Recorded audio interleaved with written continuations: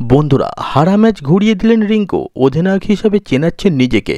UP টি-20 league চলছে। Tournament শুরু হওয়ার পর বেশ কয়েকদিন হয়েছে। কিছু খেলোয়াড় এখনও নিজেদের চেনানোর জন্য পরিশ্রম করে চলেছেন। ভারতীয় দল এই মুহূর্তে আন্তর্জাতিক ম্যাচ খেলছে না, সে কারণে তারকা খেলোয়াড়রাও এই লিগের অংশ।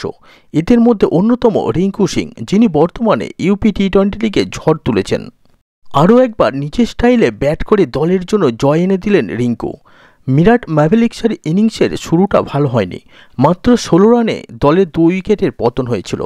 এরপর ইনিংসের হাল ধরেন মাধব কৌশিক। মাত্র 27 বলে 40 রান করেন মাধব। তার এই ইনিংসের মধ্যে ছিল 6টি 4 এবং একটি ছক্কা।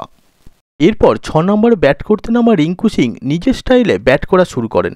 যে দলটি একসময় সংকটে ছিল, সেই দলটি পৌঁছে যায় সম্মানজনক স্কোরে।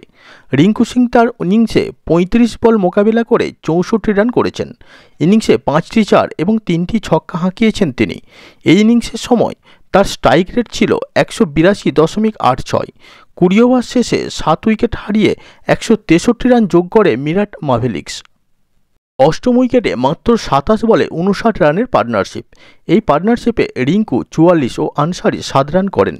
নয়ডা সুপার কিংস দল যখন মিরাট ম্যাভেলিক্সের দেওয়া 164 রানের লক্ষ্য তাড়া করতে মাঠে নেমেছিল, তখন তারা 20 ওভারে 8 উইকেট হারিয়ে মাত্র 152 রান করতে সক্ষম হয়।